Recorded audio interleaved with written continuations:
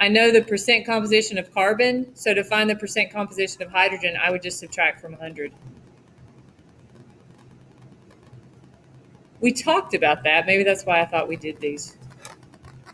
So you don't need to know the actual formula. But it's easy enough to find the formula because we just count them. If there's an X and a Y in the, what's it called? The subscript? Uh-huh. What does that mean that there's an X? Where are you at? Oh, Okay.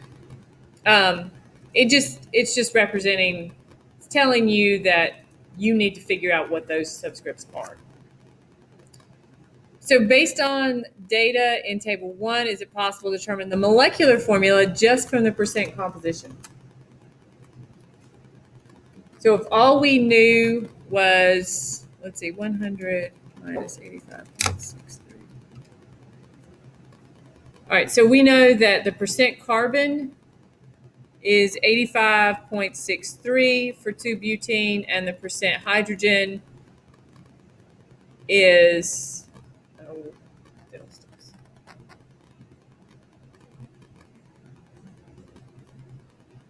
is 14.37. From those two numbers, can I get my molecular formula? The molecular formula is the actual number of atoms in the formula of each element. Can I get that knowing just my percent compositions? If we look at the table, the last 3 things have exactly, when you do that, you should have gotten exactly the same percent compositions for all of them, even though they did not have the same molecular formulas. So can we use percent composition to find molecular formula?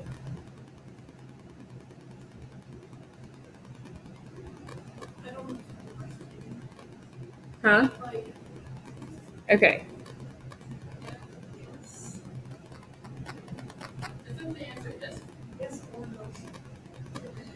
It's one of the two. Hang on. Let's back up and punt.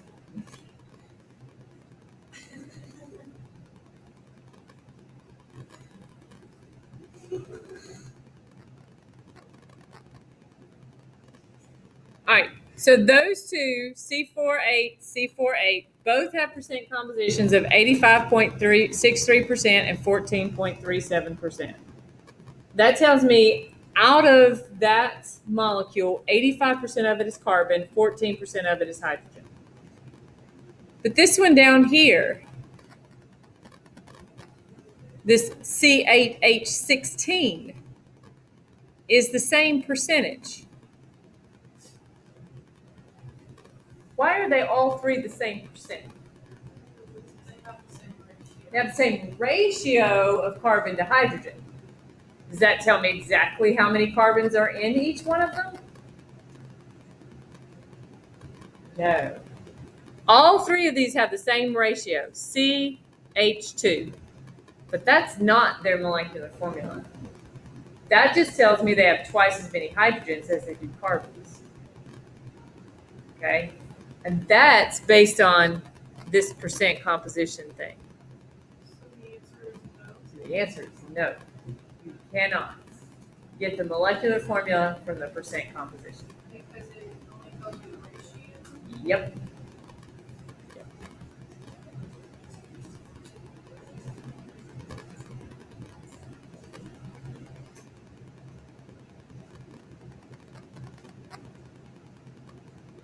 So based on number 4, what feature related to composition do all compounds with the same percent composition have?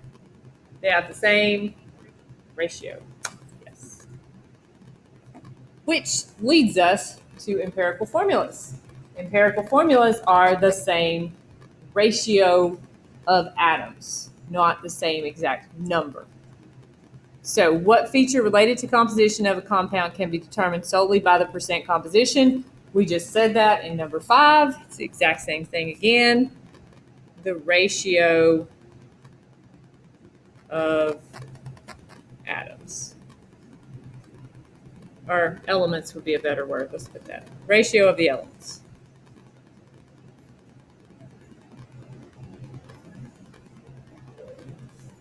What was the answer to number 4? No, because the percent composition just tells you the ratio of the elements out of the total. It doesn't tell you the exact number.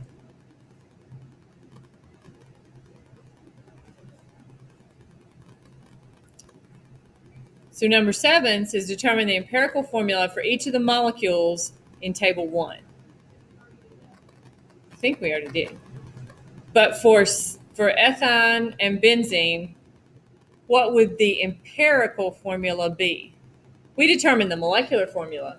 What would the empirical formula be? Smallest whole number ratio. So what would be the smallest whole number ratio for these two? CH. Okay. Oops. And what about for the last 3? C4H8, C4H8, and C8H16.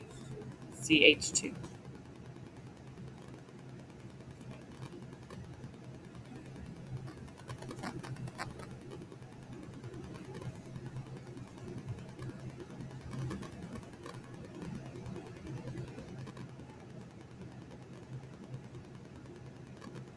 Okay. So the molecule 2-hexene it has a molecular formula C6H12. Refer to table 1 and determine its percent composition. That means go to table 1, do not do any math. So if its molecular formula is C6H12, what's its empirical formula? CH2. So what percent composition is it going to have based on all the other things that have an empirical formula of CH2 from table 1?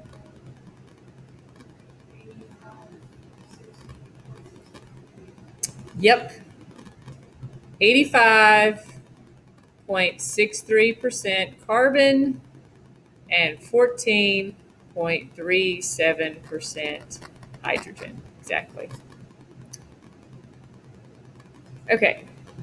The next one, I'm going to let you do all by yourself. Or the next 2, I'm going to let you do all by yourself.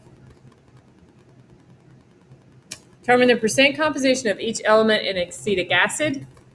So I need the percent carbon. I need the percent hydrogen and the percent oxygen. Okay.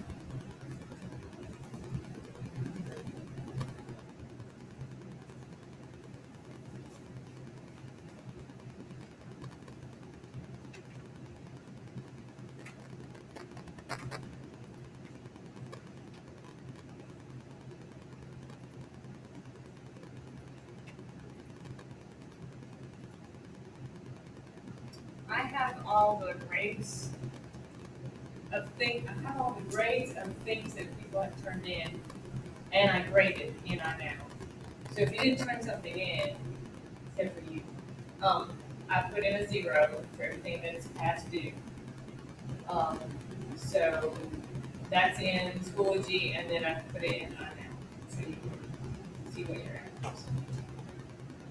And with late work, I usually take a letter grade or thereabouts per day, unless there's some reason I think you should take it longer than that. So just pay attention to your due dates and things. And,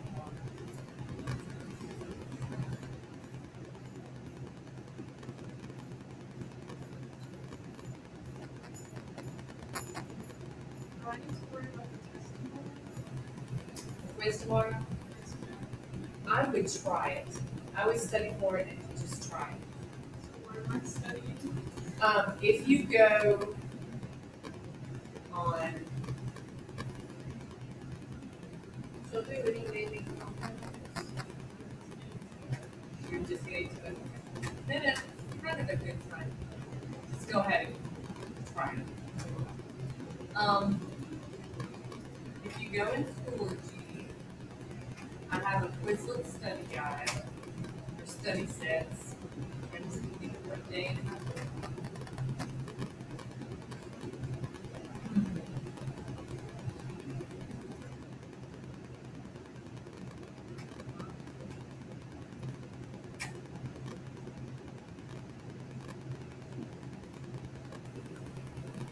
Yeah, on today's date, you should be on today's date. It says quiz number 5 on naming compounds on Friday. If you click on that, it brings up a flow chart, and then it brings up 3 or 4 Quizlet study guides.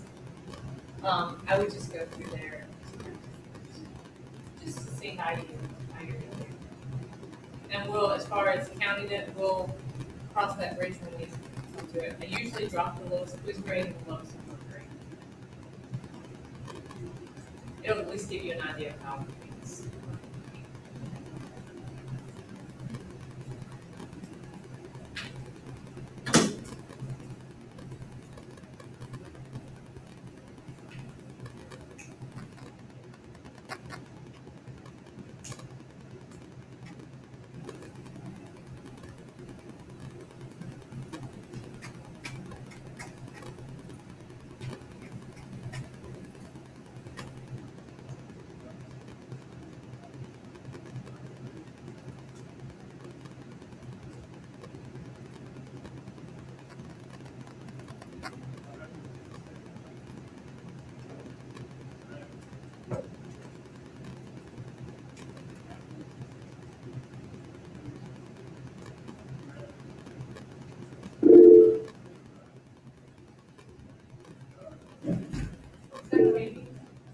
Oh, Somebody joining in? No, it's.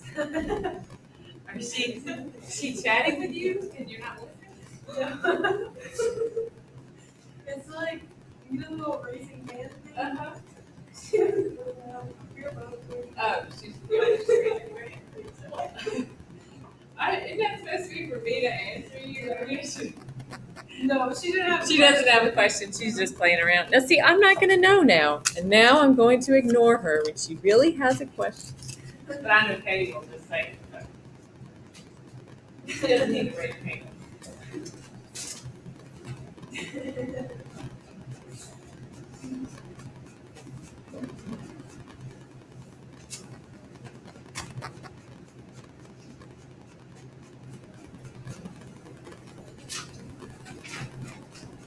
Well, that doesn't make any sense.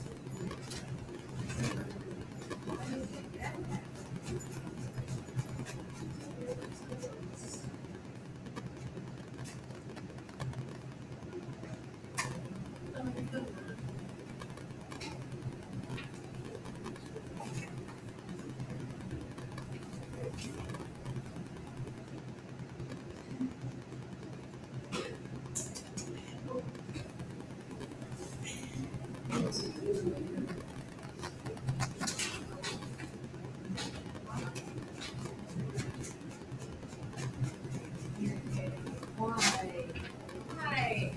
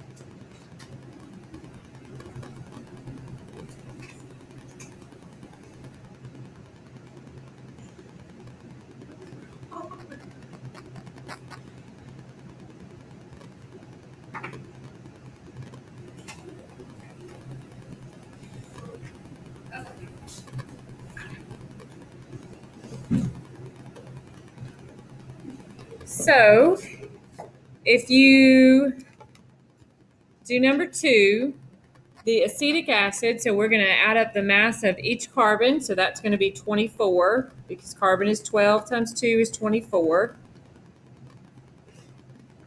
Plus our 2 oxygens, that's going to be 32.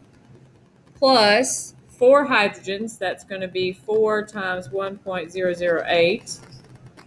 So this is, the total mass is 60.032 grams. So our percent carbon is going to be 24 divided by 60.032. And our hydrogen is going to be 4 divided by 60.032. And our oxygen is going to be 32 divided by 60.032.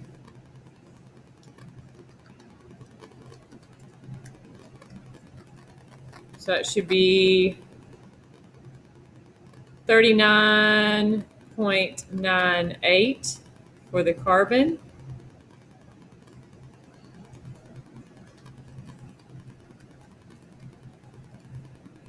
Should be 6.66 for the hydrogen.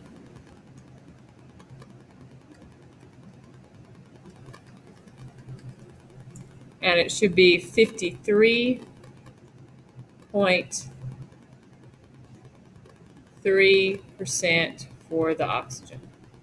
If you add all those up, it should come close to 100.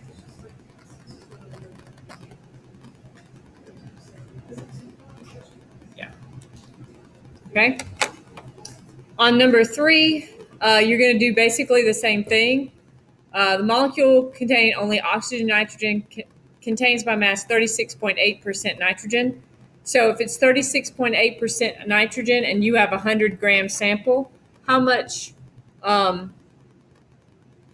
nitrogen would that be? How many grams of nitrogen would that be? 36.8% of 100 is 36.8%, or 36.8 grams. Come on, Amy. Can't you write?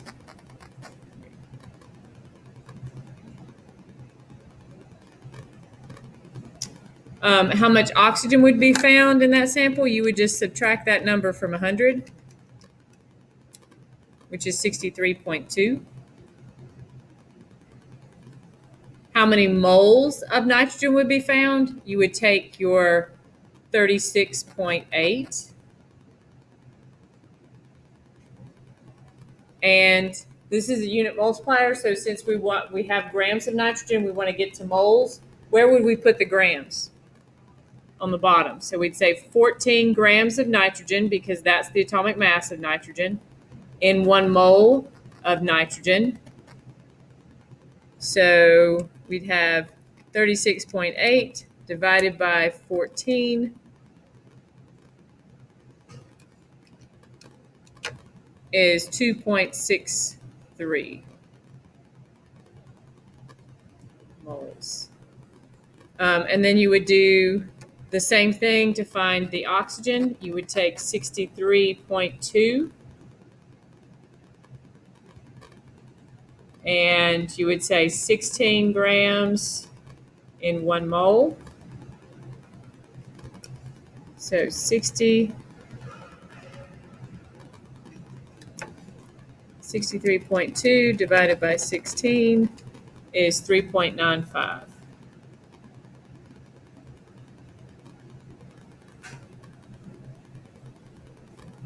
Okay.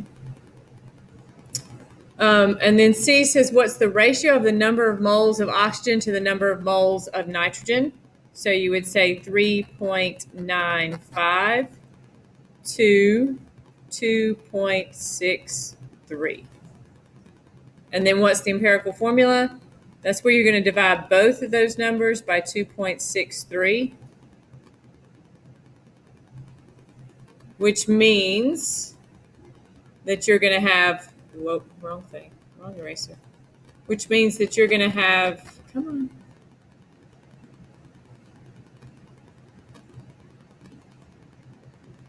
There we go. You're going to have 1 nitrogen and whatever 3.95 divided by 2.63 is. 3.95 divided by 2.63. That's 1.5, which rounds up to 2. So you're going to have 1 nitrogen and 2 oxygens. That's NO2. Wait, what were the final numbers on number 2? 39.98% carbon, 6.66% hydrogen, and 53, let's see, 32 divided by 60.032.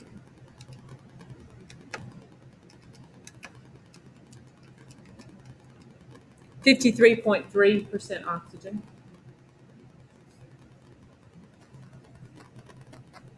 Okay, so problems 1, 2, and 3, I'm gonna let y'all work on those at home. They're pretty much the same kind of thing that we did in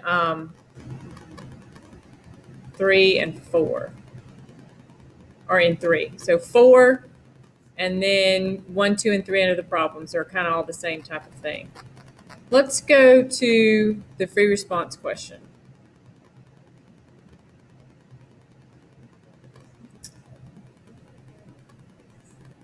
Okay.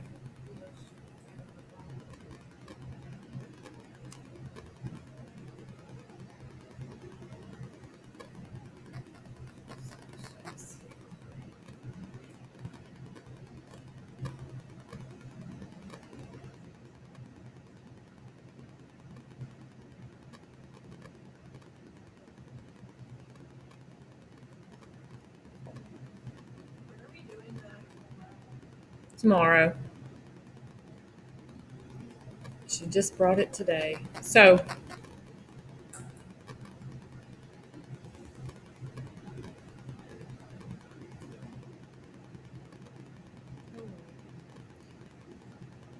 all right, so here is our free response question, or one of our free response questions. So we have some compound CYH or CXHY. That just means I don't know what the actual molecular formula for that hydrocarbon is. It's something with just carbon and hydrogen in it. That's all I know right now. And I'm going to burn it. So I'm putting in oxygen, and it's going to make CO2 and water. I have I have 1.3295 grams of this CXHY.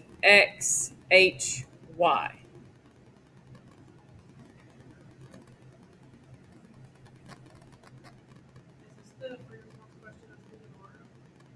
Yeah.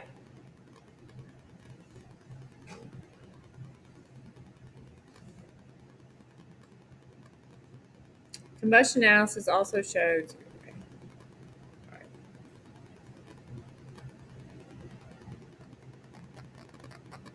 So determine the mass in grams of carbon in that sample. So what you will do, okay, so you're going to have, all right, yeah.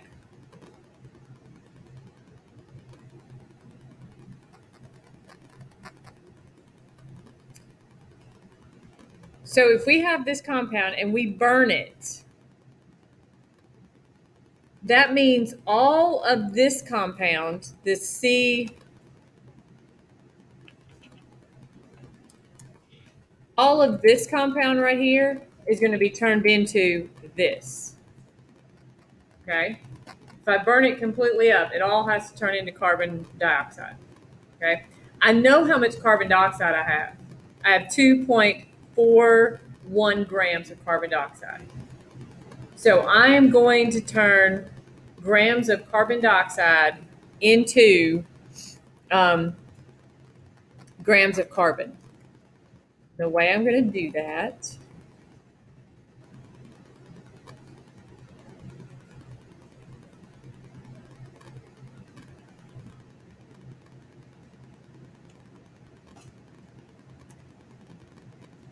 is using this unit multiplier right here.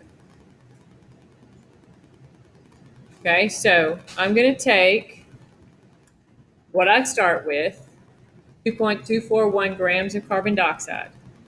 I'm going to turn it into moles. The way we turn anything into moles is we just add up the mass of all the atoms in there. So 12 for the carbon and 32 for the oxygen. That's 44. Okay? So that gets rid of grams and gives me moles. Okay? If I look in this formula, for every one carbon dioxide, how many carbons do I have? How many carbons are in there? How many C's are in that formula? CO2. In CO2, how many C's are there? 1. So for 1 mole of carbon dioxide, I have 1 mole of carbon atoms. Does that make sense? So that cancels those out. And then I look on the periodic table, and for every mole of carbon, I can find out how many grams of carbon that is. And that's 12, just by looking at the number on the periodic table.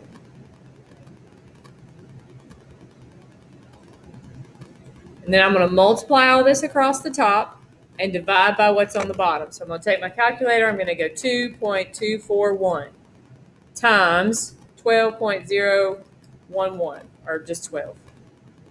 And then I'm going to divide by what's on the bottom, which is just 44.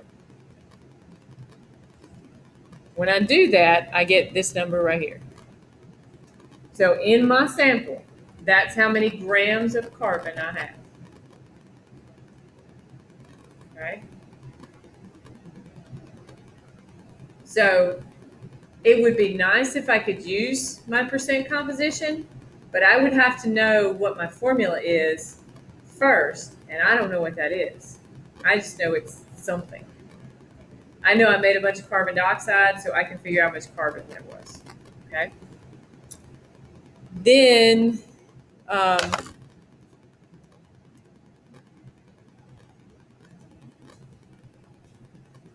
so then it asked me to find out how much nitrogen I have. I think.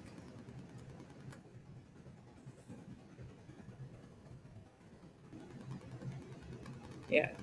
When the compound is analyzed for nitrogen content only, the mass percent of nitrogen is found to be 28.84%. Determine the mass in grams of nitrogen in the original 1.2359 gram sample. So I know that it's 28% nitrogen. So then I'm just going to multiply. I'm just going to multiply my original mass number times 0.2884, 28.84%. And that tells me how much nitrogen I have. So that one should be pretty easy since they gave you the percentage, right?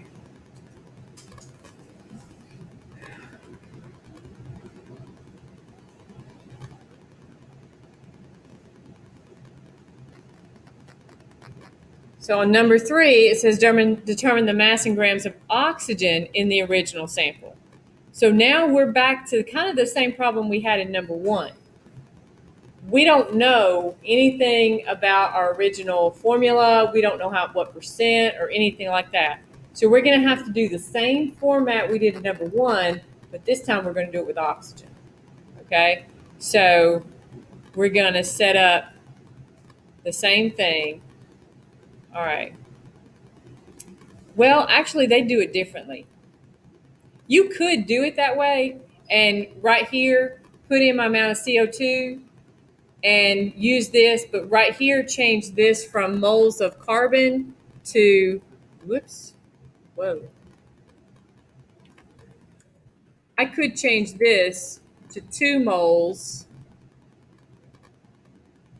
of O. Yeah, it's 2 moles of O, because for every 1 carbon, I have 2 oxygens. And then I would change this to 16 grams of oxygen for every 1 mole of oxygen. So I could set it up that way, or what they did is they said, all right, my compound has carbon, it has hydrogen, it has nitrogen in it, and I'm looking for oxygen. I know how much hydrogen it has, I know how much carbon it has now, and I know how much nitrogen it has now. So I can add those 3 together and subtract from the total to get my missing one. That's what they did. So, but you can do it either way.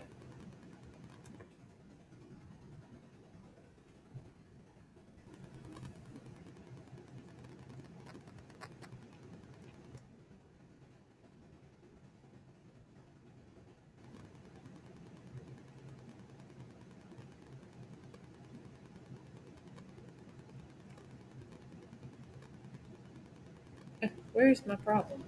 Where did it go? There it is. So that's what they did. They said, all right, they told me what hydrogen was. I figured out what carbon was, and I figured out what nitrogen was. So I just add all those up, subtract from my total. That's how much oxygen there is. Okay. And then the last step, I think it's the last one anyway, is to find the empirical formula. So to find the empirical formula, you're going to find the number of moles of carbon, hydrogen, nitrogen, and oxygen. So from these numbers, from these 4 numbers right here, you're going to turn all 4 of those gram numbers into moles. And then you're going to divide by the smallest number. And it looks like the smallest number is the amount of oxygen. So 0.01269 divided by 0.01269. So that's 1 oxygen.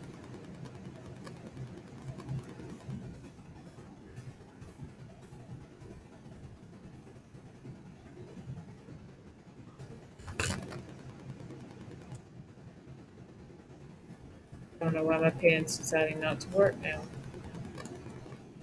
Nope, that's not it. is.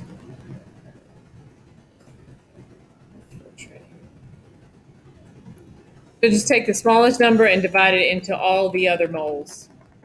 And that tells you your empirical formula.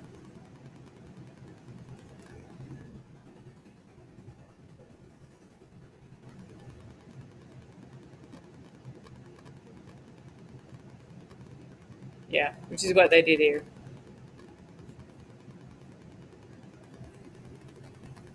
So there's 1 oxygen, there's 2 nitrogens, 5 hydrogens, and 4 carbons. How's the formula again? C4H5N2O. I meant find the beginning of it here.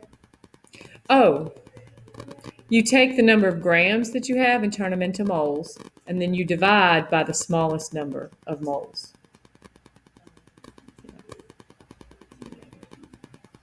So we got these number of grams for oxygen, nitrogen, hydrogen, and carbon. We turn them into moles by dividing by their atomic mass. And then we take the smallest number of moles and divide it into all of them. So And you said dividing it by? dividing it by the atomic mass, yes. How do you multiply by 1 more? Like, is it just It's just 1. Yeah. Or it's just that thing. So it's this part right here, wait a minute. Are you talking about this part right here? It's just the same decimal. Multiplying by 1 does nothing. So we can just even skip that. so it's just there for It's just there to finish the unit multiplier and let you know where you got that number from. So 2.013 divided by 16, that's 0.01269. And then we divide that by 0.01269, which is just 1. We divide that one by 0.01269. And I think that gives us 2.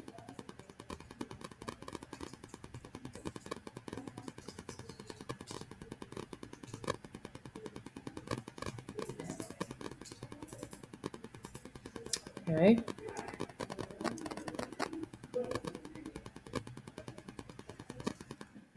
Then we divide this one by 0.01269, and that gives us 5, and that gives us 4. It doesn't give us 4 exactly, but we round it.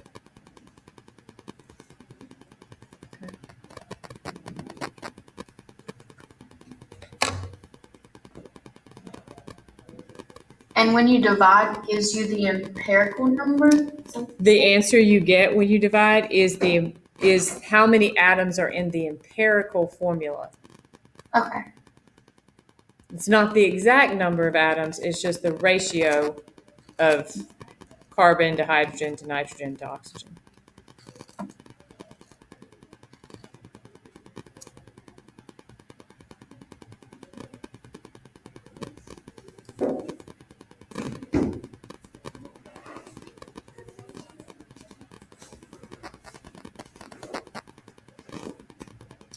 The second one, you're just going to use that formula and plug and chug into that formula. It's not as long as this one. But you do have a formula there that you've probably never seen before, and I wouldn't expect you to ever see before. But don't freak out about it. Just use it as a formula. You're going to use that formula right there. So they've given you density. They've given you temperature. They've given you pressure. R is 0.0821. That's what goes in for R. R is a constant. So you're just going to plug all that in, and that will tell you this number. That's the molar mass. So this is going to get you number 1. Then you're going to put in molar mass divided by empirical formula, and that will get you the answer to number 2. Or I'm sorry. That won't get you the answer number 2. Yeah, it will. Yeah. So if we do that, that's going to be 6 times 0.0821 times 375 divided by 0.983. So this is 187.92. And the empirical formula mass is going to be 12 for the carbon plus 2 for the hydrogen plus, what is bromine? 80. So that's 94. So 187.92 divided by 94 is 2. Okay, so the molecular formula is twice the empirical formula. So for this problem, not always, no, but for this problem it is. So instead of being CH2Br, it's going to be C what? C2H4Br2. Yep.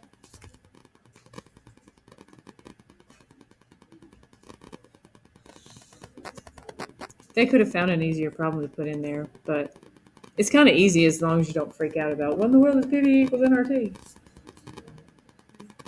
Because, yeah, I don't like the picture of that. You're not supposed to.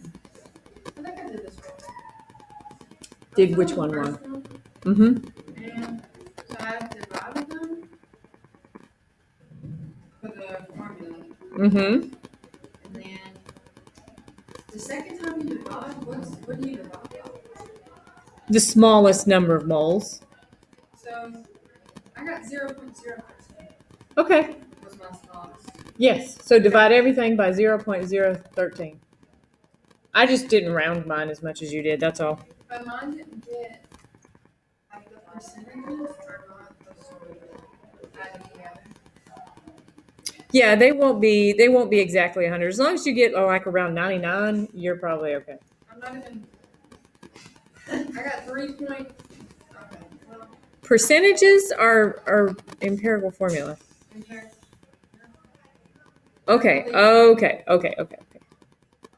So when you divide these, you say I didn't round as much. So on the first one I get 1, but the other ones do not come out to be a whole number. I just round it to make it a whole number.